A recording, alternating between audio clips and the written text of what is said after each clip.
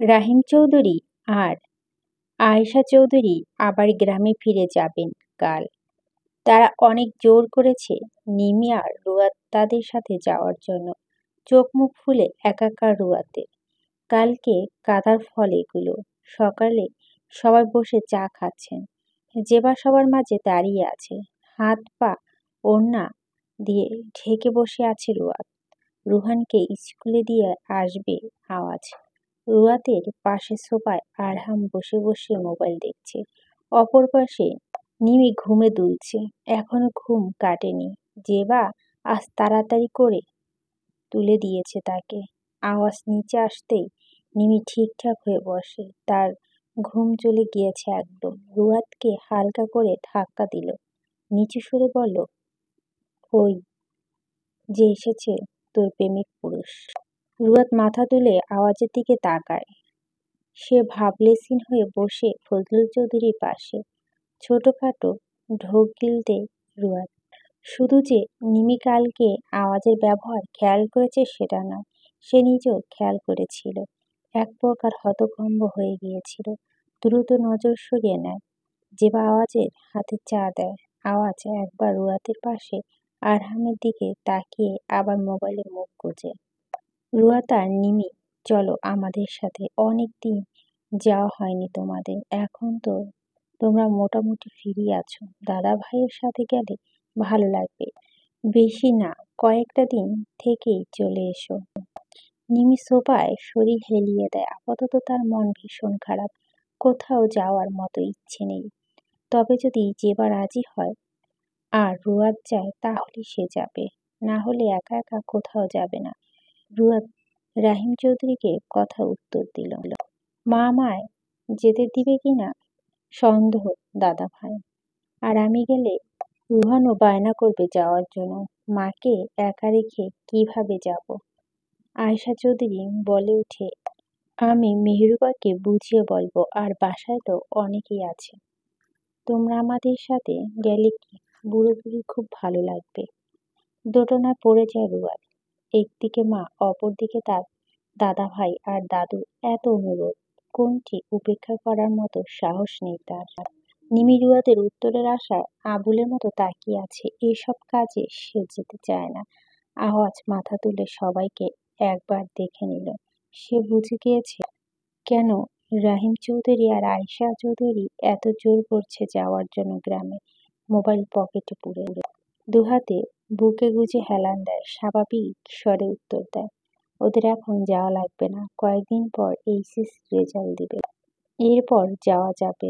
আর ইলিমাও আসুক, সবাই মিলে একবার গ্রাম থেকে ঘুরে আসবো। রাহিম চৌধুরী মাথা নাড়ায়, কিন্তু আয়েশা চৌধুরী ধৈর্য খুব কম। তাই বড় নাতি বলা কথাটি পছন্দ হলো না। না দাদু ভাই, আমি তোমার কথা মানতে পারছি না। তুমি যে বলছো যাবে, সেটা কবে? আদৌ কি যাওয়া হবে আসলে? আরহাম ঠিকঠাক হয়ে বসে। টি শার্ট একটু উঁচিয়ে বলে, এমপি আওয়াজ চৌধুরী কখনো মিথ্যা বলে না দাদু। বলে দাঁত কেলিয়ে হাসি দেয়। রোদ বিরক্তকর চোখ মুখ করে তাকায় আরহামের দিকে। আওয়াজ সরু চোখে তাকিয়ে আছে। আরাম হকচকিয়ে যায়। তার বলা কথাটি মনে হয় কারো পছন্দ হয়নি। দাদু, আমি কথা দিচ্ছি সবাইকে নিয়ে খুব তাড়াতাড়ি গ্রামে যাব। আয়েশা চৌধুরী মেনে নিলেন কোনো উপায় না পেয়ে। ফজলুল চৌধুরী তার সামনে থেকে খবরের কাগজ সরিয়ে নেয়। আওয়াজের উদ্দেশ্যে বলে, বের হবে না? দেরি হয়ে যাচ্ছে তোমার। আজ কি বাসা থেকে যাবে? আওয়াজ উঠে দাঁড়ায়। পাঞ্জাবিটা একটু টেনে টুনে নেয়। পিয়সীর পানে দৃষ্টি রেখে বলে, রুয়াদ, তোমার ভাইকে ডেকে আনো। উঠে যায় রুয়াদ। রুহানকে ডেকে নিয়ে আসে। আওয়াজ রুহানের হাত ধরে বেরিয়ে পড়ে। সারাটা দিন মেহেরুবা শুয়ে আছে, শরীর ভালো নেই তার। রুয়াদ শাওয়ার নিয়ে এসে তার মায়ের পাশে বসে। রুয়াদের হাত টেনে ধরে মেহেরুবা বলল, কাল একটা কথা বলতে পারিনি। তুই আর কখনো অন্য কারো কথা উল্টোপাল্টো কাজ করবি না। আর যদি করিস আমায় মা ডাকবি না। কেন এসব করে খারাপ হবি সবার কাছে? আমি বলছি না নিমি খারাপ, আর এটাও বলবো না যে তুই ওর সাথে আর চলাফেরা করিস না। মেয়েটা একটু বুদ্ধি কম। তুই তো সব বুঝিস, ওকে এসব কাজ করার আগে বোঝাবি। ভুলেও যদি আর এসব শুনি, সত্যি আমি বলছি তোর সাথে আমার আর কোনো কথা থাকবে না। তুই তোর মাকে ভালো করে চিনিস কিন্তু। এটাই আমার শেষ কথা, আর বলবো না তোকে। অসুস্থ কণ্ঠে কথাগুলো বলতে কষ্ট হয়েছে মেহেরুবার। রুহাতের আর বুঝতে বাকি রইল না তার মা আসলে ঠিক কিসের কথা বলছে। সে ভাবতেছে রেখেছে আর কখনো এসবে জড়াবে না। পরে কিছু না করেও দোষ হয় তার। মেহেরুবাকে আশ্বাস দেয় রুয়াত, আমি তোমার কথা রাখবো মা। সত্যি আর এমন কাজ করব না। এবার একটু বিশ্বাস করে দেখো। আমি তোমার বিশ্বাস রাখার জন্য অনেক চেষ্টা করব। মেহেরুবা মলিন হাসে। রুয়াত বেরিয়ে আসে রুম থেকে। তার ফোন বেজে যাচ্ছে অনেকক্ষণ যাবৎ। মায়ের রুম থেকে স্পষ্ট শোনা যাচ্ছে। এতক্ষণ এখানে থাকার কারণ রিসিভ করতে পারেনি। মোবাইল কানে নিয়ে কথা বলতে বলতে আবারও মায়ের রুমে আসে রুয়াত। মেহেরুবা ঘুমিয়ে গিয়েছে। কথা বলা শেষ করে রুয়াত ও তার মায়ের পাশে শুয়ে পড়ে। সন্ধ্যায় রাহিম চৌধুরী কবিতা পাঠ করে শোনাচ্ছে রুহানকে। এককালে গ্রামে সরকারি বিদ্যালয়ে চাকরি করেছেন কয়েক বছর। পরে ব্যবসায় কাজ যোগ দেন। রুয়া তো খুব মনোযোগ দিয়ে শুনছে সবকিছু, আবার মুচকি মুচকি হাসছে। রুহান বেচারা না পেয়ে বসে আছে। মোটেও ভালো লাগছে না তার। টিভিতে কার্টুন দেখা মিস হয়ে যাচ্ছে। হঠাৎ কলিং বেল বেজে ওঠে। রুয়া দ্রুত মাথায় কাপড় দিয়ে সদর দরজা খুলতে যায়। আওয়াজ এসেছে। রুয়াতকে দরজা খুলতে দেখে চমকায় খানিকটা। রুয়াত সরে আসে। পেছন পেছন আওয়াজও আসে। একবার রুয়াতের দিকে তাকিয়ে উপরে চলে যায়। মায়াজ্যোতি ডেকেছেন রুয়াতকে। তিনি মেহেরুবার রুমে আছেন। দৌড়ে রুয়াত সেখানে পৌঁছায়। বড় মা ডেকেছিলেন? আওয়াজ এসেছে কি? জি, একটু আগে এসেছিল ভাইয়া। ওকে বল এই রুমে আসতে। আমি যেতে পারছি না। তোর মায়ের কাছে এখন বসছি। রুয়াত মাথা নাড়িয়ে চলে যায়। অগ্রসর হয় আওয়াজের রুমে যাওয়ার পর। বক্ষের মধ্যখানে টুকটুক আওয়াজ করছে। আজকাল আওয়াজকে দেখলেই এমনটা হয়। ধীর পায়ে রুয়াত দরজার সামনে দাঁড়ায়। আমতা আমতা করে বলে, ভাইয়া আসবো? বাহির থেকে শব্দ আসছে। বেডে শুয়ে আছে আওয়াজ। এখনো চেঞ্জ করেনি। রুয়াতের কণ্ঠের স্বর খুব ভালো করে চেনা তার। আর কে বলছে কথাটি, তাই আর চিনতে অসুবিধা হলো না। মাথা তুলে উঁচু স্বরে বলে, আসো। রুমের ভিতরে প্রবেশ করে রুয়াত। বড় মা ডাকছে আপনাকে। বলছে মায়ের রুমে আসতে। কোন মায়ের কথা বলছো? আমার না তোমার। রুয়াত বিপাকে পড়ে গেল। হাত দ্বারা মুখ ঢেকে শুয়ে আছে আওয়াজ। একবার রুয়াতের দিকে তাকায়নি। রুয়াত শ্বাস করে বলে দিল, আমার মায়ের রুমে বড় মা, সেখানে যেতে বলেছে। সেই অবস্থা থেকেই আওয়াজ বলে, যাব। আমায় একটা কথা বলো, তোমার এত কান্না কোথা থেকে এসেছিল কাল? বড় হয়েছে অথচ বুঝো না। তোমার সেরকম বয়স নেই যে একদম সবার সামনে এভাবে কেঁদে ভাসাবে। ছোট মায়ের কথা অন্তত ভাবতে পারতে। বড় নিঃশ্বাস ছাড়ে রুয়াত। আসলে এগুলো যার সাথে হয় সেই বোঝে। অন্য কেউ শুধু সান্ত্বনা দিতে পারে, তাদের বোঝার আর ক্ষমতা নেই। বড় মা ডাকছে আপনাকে। এই কথার কোনো অর্থ নেই। প্রশ্ন করেছেন, অর্থ থাকলে তো উত্তর থাকবে। আপনারা আসলে এগুলো বুঝবেন না, আর এইসব কষ্টের বয়স মানে না। আমি আসছি। রুয়াত যাওয়ার পর আওয়াজ নিঃশব্দে হাসে। পিয়ুষীর এমন অবস্থা দেখে কাল তার হৃদয়ে বেহাল দশা হয়েছে। সহ্য করার দায় ছিল, তাও সবার সামনে চুপটি করে শুধু কান্না বন্ধ করার উপায় খুঁজেছিল। শেষ পর্যন্ত মায়াজ্যোতিকে নিয়ে গিয়েছিল কান্না বন্ধ করার জন্য। আওয়াজ উঠে দাঁড়ায়, চেঞ্জ করে মেহরুবার রুমে যায়। সবাই সেখানে উপস্থিত। ভুরু কুচকে আওয়াজ, হঠাৎ এই রুমে কেন? সবাই একটু খটকা লাগছে তার। কি হয়েছে? সবাই এখানে কেন? মায়াজ্যোতির উত্তর দেয়, তোর ছোট মা অসুস্থ বাবা, তাই সবাই এখানে। আওয়াজের ভুরু আর একটু কুঁচকে এলো।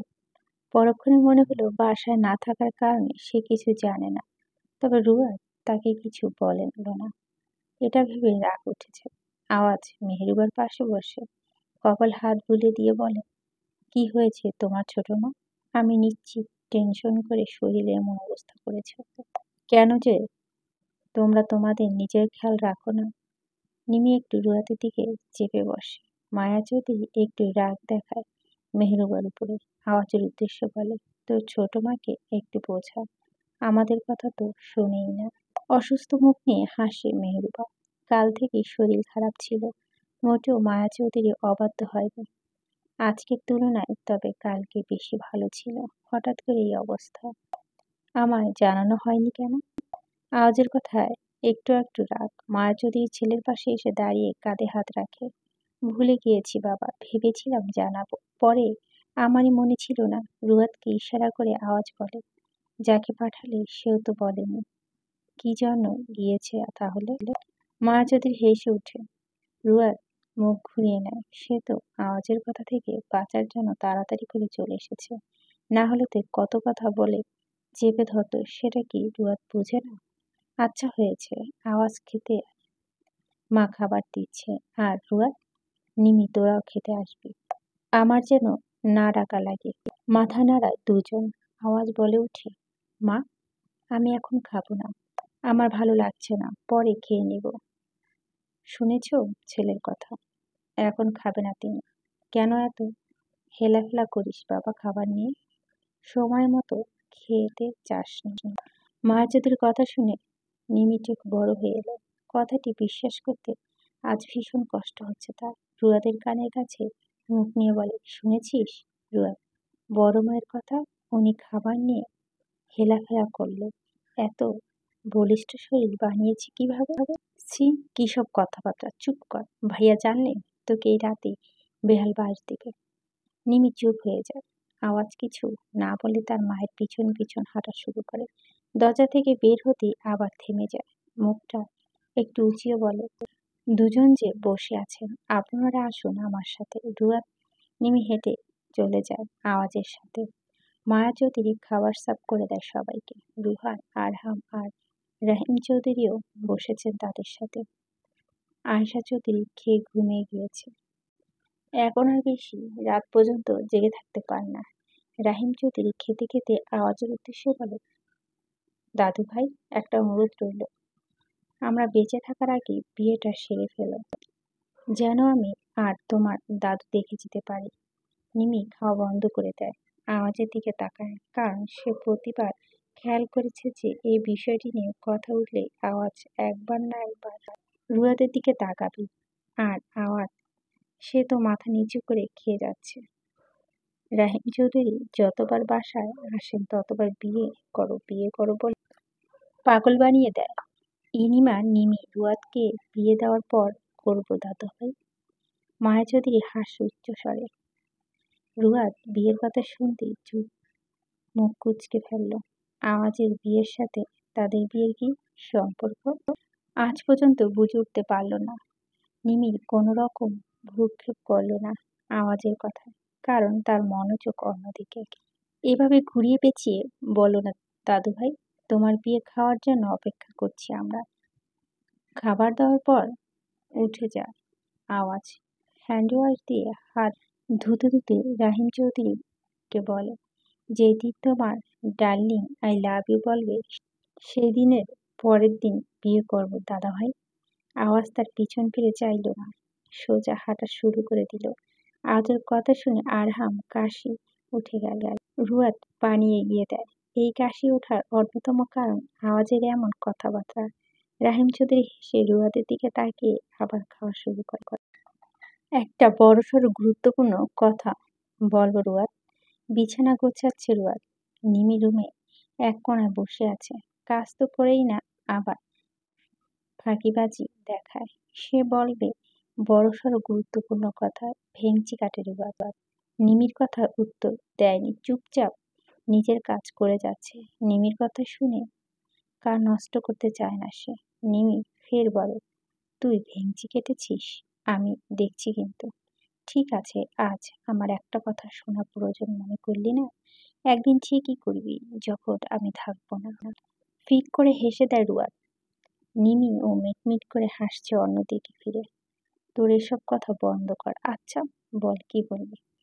হুড়াহুড়ি করে নেমে উঠে রুয়াতের কাছে। কথাটি না বললে শান্তি লাগলো না তার। এক প্রকার অশান্তিতে পড়েছিল মনের মধ্যে। আমি আজ একটা জিনিস খেয়াল করলাম, এবার আর আওয়াজ ভাইয়ের বিয়ের কথা বলা সময় তাকায়নি তোর দিকে। আমার মনে হয় ভাইয়া বুঝে গিয়েছে আমি নজর রাখছি তার দিকে, আর ওনার কথা বলার ধরন দেখছি। আমাদের ভালোবাসার অধিকার নেই, শুধু দাঁড়িয়ে আছে সে ভালোবেসে আবার বিয়েও করবে। তাহলে আমার বেলা এত নিয়ম করে রেখেছে কেন? একদিন তাকিয়েছি বলে প্রতিদিন তাকাবে। তুই যত সব উল্টো পাল্টো ভাবছিস। আর রইল তোর প্রেমের কথা, এগুলো আমার কাছে বলিস কেন? আওয়াজ ভাইয়ার কাছে বলতে পারিস না? আর এগুলো নিয়ে আমার সাথে কথা বলবি না। চোখ মুখে হাত দিয়ে ঢেকে ফেলে নিমি। সাবিকে সবার অগোচরে অনেকবার কল দিয়েছে, কিন্তু বরাবরের মতো সাবির মোবাইল বন্ধ বলছে। হাসি মুখে থাকলেও মনের ভিতর হাজার হাজার যন্ত্রণা লুকিয়ে আছে মিমির। মাঝে মাঝে মনে হচ্ছে যে সহ্য করতে পারছে না, আর মেনে নিতে পারছে না। দম বন্ধ হয়ে আসছে। সমবয়সী বলে কি ভালোবাসা পূর্ণতা পাবে না? সব ভালোবাসা কি বয়স দেখে হয়? নিমি ঠিক সাবির সাথে থাকতে পারবে। আশেপাশের মানুষ কেন ভুল বুঝে বসে আছে মিমিকে? মেনে নিলে কি হবে? মৃদু শব্দে কেঁদে উঠে নিমি। তার চারপাশে বড্ড অশান্তি লাগছে। রুয়াদ চমকে তাকায় নিমির দিকে। আশ্চর্য সে, হঠাৎ এভাবে কেন কাঁদছে? কি হয়েছে নিমি? কেন কাঁদছিস? রুয়াদ নিমিকে বুকে জড়িয়ে নেয়। যতই নিমিকে বিভিন্ন কারণে বকা দিক, রাগ করুক, দিন শেষে রুয়াদ মিমিকে ছাড়া থাকতে পারে না। কিছু কিছু কারণে বেশ অনেকক্ষণ যাবৎ রাগ করে থাকে, কিন্তু মিমি সেরা বোন বান্ধবী। হঠাৎ হাসি মুখে মেয়েটাকে কাঁদতে দেখলে কেমন লাগবে?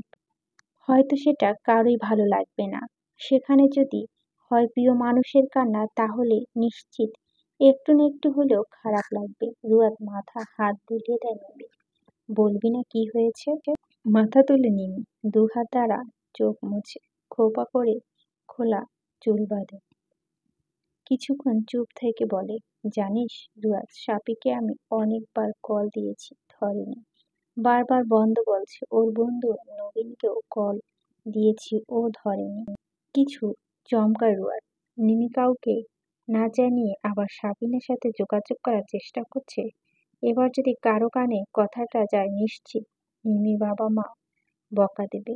তখন দেখা করতে গিয়েও শুনে যে বা হাত তুলছিল গায়ে। নিমি বাবা মার কথা বন্ধ করে দিয়েছিল কয়েকদিনের জন্য।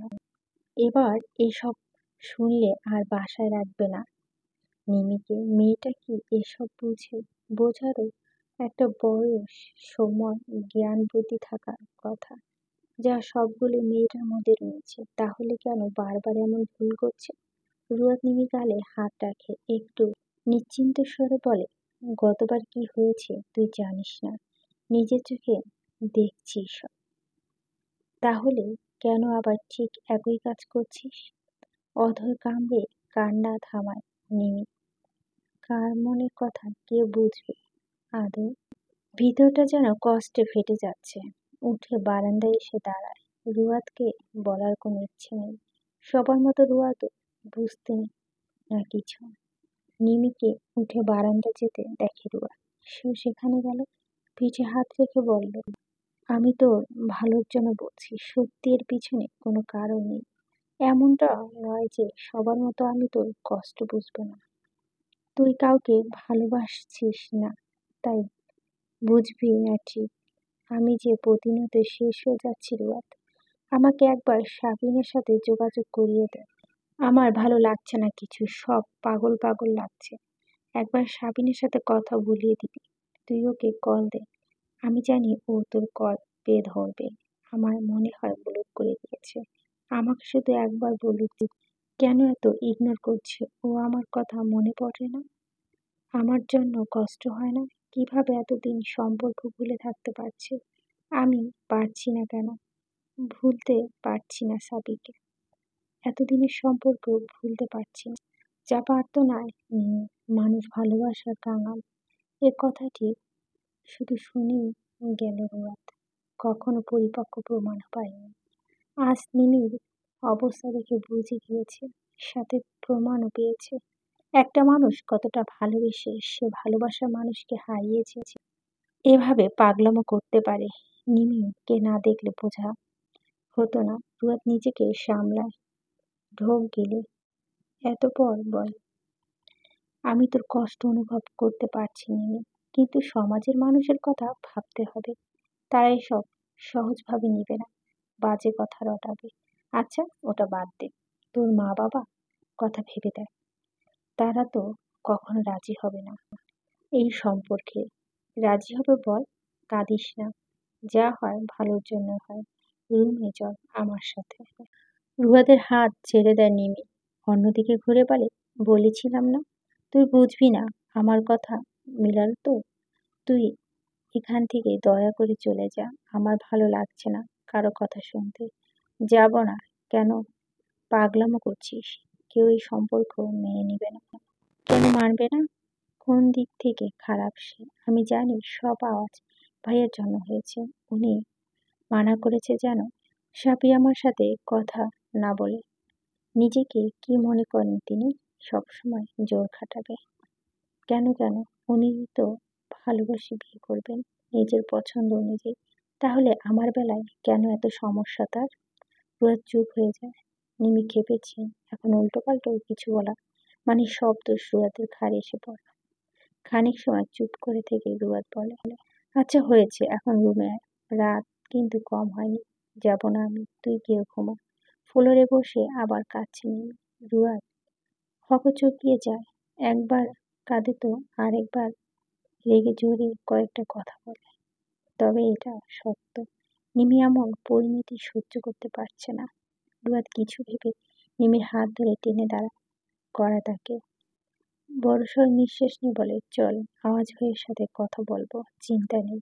শুধু আমি বলবো, তুই দাঁড়িয়ে থাকবি। তোর কথা বলাগুলো আমি তাকে বলবো, চল আমার সাথে। নিমিকে নিয়ে যাচ্ছে রুয়াদ। নিমি অবাক হয়ে শুধু চলে যাচ্ছে রুয়াদের সাথে। তার সত্যি কিছু বলার নেই, আর বলবে বা কিভাবে? রুয়াদকে কথা বলার সুযোগ দিয়েছে। আওয়াজের রুমে দরজার সামনে এসে দাঁড়া দুজন। দুবার নক দেওয়ার পর দরজা খুলে আওয়াজ। হঠাৎ এত রাতে রুয়াদ আর নিমিকে দেখে অবাক হয়েছে। সহসা রুয়াদ বলল, ভাইয়া, আপনার সাথে কিছু কথা ছিল, বলা যাবে? হাতে মোবাইল থেকে আওয়াজ সময় দেখে নেয়, রাত 12টা 39 বাজে। এত রাতে আবার কিসের কথা? রুয়াদ আর নিমির বিষয়টা খুব ভাবাচ্ছে আওয়াজকে। বলো, আগে রুমে আসো দুজন। নিমি শুধু দেখে যাচ্ছে, কিছু বলার সাহস খুঁজে পাচ্ছে না, একটু একটু ভয়ও পাচ্ছে সে। না জানি আওয়াজ আজ কি বলে। ভয়ে হাত পা ঠান্ডা হয়ে যাচ্ছে। রুয়াদ উত্তর দেয়, আপনার যদি কোনো সমস্যা না হয় তাহলে ছাদে আসবেন। এখানে বলাটা ঠিক হবে না। ভুরু কুচকে আওয়াজ, এখন? জি। চারপাশটা একবার দেখে আওয়াজ বলে, আচ্ছা চলো।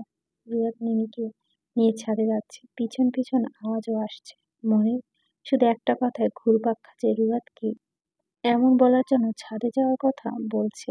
আমার সাথে নিমিও আছে।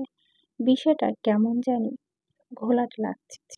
ছাদে এসে আওয়াজ এক জায়গায় দাঁড়ায়, তার সম্মুখে রুয়াদ দাঁড়িয়েছে। সাহসী নিমি আজ দূর দাঁড়িয়ে আছে। গম্ভীর স্বরে আওয়াজ বলে, বলো কি বলবে? নিমি সাবিকে কল দিচ্ছে অনবরত, কিন্তু সাবি মোবাইল বন্ধ বলছে। এমনকি তার বন্ধু নবীনের কাছেও কল দিয়েছে, সেও ধরেনি। আপনি মানা করেছেন সাবি যেন নিমির সাথে কথা না বলে। নিমি ভয়ে চুপসে গিয়েছে।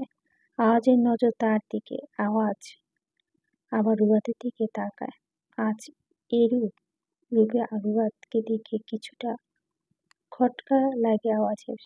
কিছুটা সময় চুপ থেকে বলে, তোমায় আমি কৈফিয়ত দিব বলছো? দিবেন, আপনি দিতে বাধ্য। জানেন নিমি কতটা কষ্ট পাচ্ছে? এমনকি একটু আগে কেঁদেছে মেয়েটা। মানুষের কষ্ট আপনার গায়ে লাগে না বুঝি? আচ্ছা, ভালোবেসেছেন, এখন দোষ কোথায়? আপনি অন্য একজনকে ভালোবাসেননি, তাকে তো বিয়ে করবেন। এগুলো নিয়ে কথা বললেই তো আপনি সবার কাছে গিয়ে বলে দেন। আচ্ছা, নিমি আর শাফি ভালোবাসা কি ভুল ছিল? তারা দুজনে সমবয়সী, তাই তো? এটার কারণ শুধু সমবয়সী বিয়ে করে না। এমনও তো আছে যে মেয়ে বয়সের তুলনায় ছেলে বয়স কম, কিন্তু বিয়ে হয়েছে। আর এখানে তো সেরকম কিছু না। কেন আমাদের বিষয়ে আপনি কথা বলবেন? কোন অধিকারে? মানছি বড় ভাই হিসেবে কিছু কিছু ব্যাপার বলতেই পারেন, তাই বলে কি সবকিছুতে বলবেন? শুধু আপনার একার ভালোবাসার অধিকার আছে, আর কারণে? আওয়াজ নির্বিঘ্নে কথাগুলো শুনে গেল।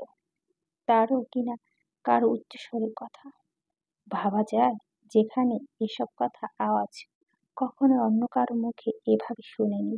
নিমির মুখে চেপে ধরে আছে, কথার মাঝপথে চোখ বন্ধ করে ফেলেছে, ভেবেছে আজ আওয়াজের হাতে থাপ্পড় খাবে রুয়াদ। সেরকম কিছুই হলো না, বরং উল্টো চুপচাপ শুনে নিয়েছে। শান্ত স্বরে আওয়াজ বলে, আর কিছু বলার আছে? কিছুটা থতমত খেয়ে গেল রুয়াদ। মানে? আওয়াজ কোনো রিয়াক্ট করছে না। এসব বিশ্বাস করতে কষ্ট হচ্ছে। আমি তো অনেক বললাম, আপনি শুধু আমায় বলবেন যে কেন সাবিক কথা বলছে না নিমির সাথে? আপনি নিশ্চয় কিছু করেছেন। ভাব লেছিন হয়ে আওয়াজ বলে, আমি কিভাবে বলবো সাবি কেন কথা বলছে না? আর নিমি কি যোগাযোগ করার চেষ্টা করেছে? তা এসব ওর বাবা মা জানে? সব কথা বাবা মাকে টানবেন না। আপনার তো অভ্যাস বাবা মাকে বলে দেওয়া, অ্যানাউন্সমেন্ট করে জানিয়ে দেওয়া। আওয়াজ সোজা নিমির সামনে দাঁড়ায়, এক আঙ্গুলের সাহায্যে নিমি মুখটা উপরে তোলে, চোখ ছোট ছোট করে বলে, যোগাযোগ করার চেষ্টা করেছো সাবির সাথে? নিমি চুপ, দাঁতে দাঁত চেপে আওয়াজ কথাটি বলে। এখন হ্যাঁ বললে নিমির গালে পড়বে কয়েকটা, তাই চুপ থাকাটাই ভালো। আওয়াজ ফিরে বলে, কথা কানে যায়নি মনে হয়। আপনি ওর সাথে এভাবে কথা বলছেন কেন? ও ভয় পাচ্ছে। আমি প্রশ্ন করছি না, আমায় বলুন। ওকে বলবেন না কিছু? রুয়াদের কথা ভ্রুক্ষেপ করল না আওয়াজ। আবারও নিমিকে বলল, তোমায় আমি প্রশ্ন করছি না, তুমি আমায় বলো। যোগাযোগ করার চেষ্টা করছো? দ্রুত গতিতে মাথা নাড়ায় নিমি। হ্যাঁ, চেষ্টা করছি। কেন করেছো? আমি থাকতে পারছি না এভাবে, তাই যোগাযোগ করার চেষ্টা করেছি। আওয়াজ খানিকটা দূরে সরে আসে, দুহাত বুকে গুজে।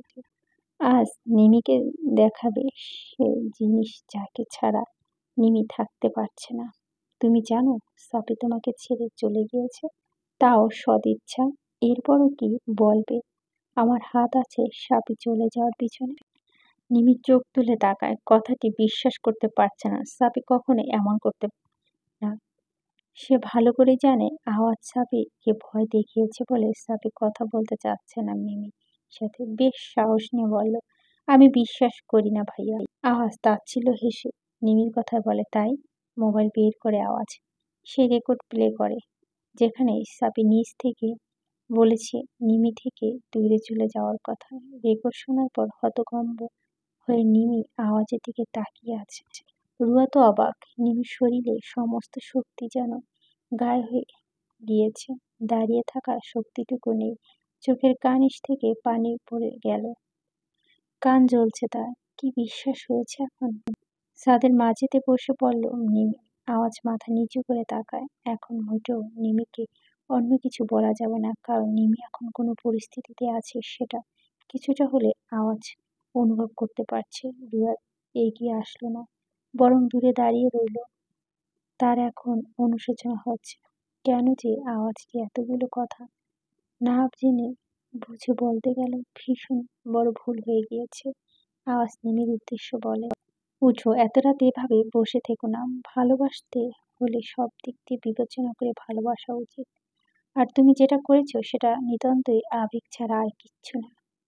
তুমি কিভাবে ওকে ভালোবাসতে গেলে? কখন তো তোমাকে এরকম সম্পর্ক মেনে নেওয়া হবে না? সাবি কোনো চাকরি করে? তোমাকে বিয়ে করলে নিজের টাকায় তোমার ভরণ পোষণ চালাতে পারবে? তুমি কি সাবির বাবার টাকার ভরসা তাকে বিয়ে করবে? তোমার বাবা মা তুলে দিবে বেকার ছেলের হাতে? কোনো বাবা মা তার সন্তানকে কোনো বেকার ছেলের হাতে তুলে দিবে না। আর তোমার জানো, যতটুকু তার বয়স ততটুকু। এই বয়সে অন্তত কোথাও চাকরি পাওয়া যায় না, বেশি না। সাবি যদি ইনকাম করতো, তোমার ভরণ পোষণ মতো কোনো যোগ্যতা থাকতো, তাহলে আমি নিজে তার হাতে তোমার তুলে দিতাম। দরকার হলে পরিবারের বিরুদ্ধে হলেও গিয়ে তোমাকে বিয়ে দিয়ে দিতাম। আমার মতে সে তার জায়গা থেকে ঠিক করেছে, তোমার থেকে দূরে চলে গিয়েছে। একদম উচিত কাজ করেছে। এভাবে তুমি মুড অন করো। এসব নিয়ে ভেবো না। যেটা জীবন থেকে চলে যায় সেটা দিকে আবার না তাকানোটাই বেটার। পরের বার যদি তোমার জীবনে ভালোবাসা আসে তাহলে সেটা বুঝে শুনে হুটহাট সিদ্ধান্ত নিয়ে আবার এরকম পরিস্থিতির সম্মুখীন যাতে না হয়, সব দিক বিবেচনা করে ভালো কিছু সিদ্ধান্ত নেবে। আমি চাই তোমার আগামী দিনে পথ চলা আরো সুন্দর হোক। শেষের কথা বলার সময় আওয়াজ নিমির মাথায় হাত রাখে। এত অসহায়ত্ব মাঝে যে কেউ একজন এভাবে কথা বলে সান্ত্বনা দিয়েছে সেটাই অনেক কিছু। নিমি উঠে দাঁড়ায়, আওয়াজকে শক্ত করে জড়িয়ে ধরে। আওয়াজ হাসে, নিমির মাথায় এক হাত রাখে। রুয়াত একটু চমকে যায়। যাকে সারাদিন বকে, যার নামে বদনাম করতে করতে দিন পেরিয়ে যায়, আজ তাকে জড়িয়ে ধরেছে। এ ঘটনা একদম অবাক করার মতো। ভাইয়া, ধন্যবাদ আপনাকে। আপনি যে আমার এরকম একটা সময় এসব কথা বলে আমাকে বুঝিয়েছেন, তাতেই অনেক। আমি আপনার কথা সত্যি সত্যি মানব।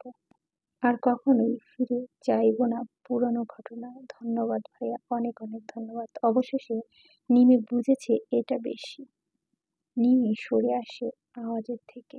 আওয়াজ অদর মেরে হেসে বলে, আচ্ছা হয়েছে, নিচে যাও তুমি। মাথা নেমে নিমি চলে যায়। যার সাথে এসেছিল তাকে রেখে চলে গেল।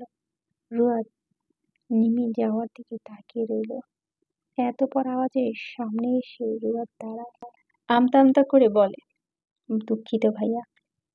বুঝো আওয়াজ না বোঝার ভান ধরেছে। স্বাভাবিক স্বরে বলল, শুনিনি, কি বলেছ? খানিকটা ইতস্তত বোধ করল রুয়াদ। আবার বলল, দুঃখিত, আমি না জেনে বুঝে আপনার সাথে এরকম ব্যবহার করে ফেলেছি। ক্ষমা করবেন আমায়। তোমার আচরণ ক্ষমার অযোগ্য।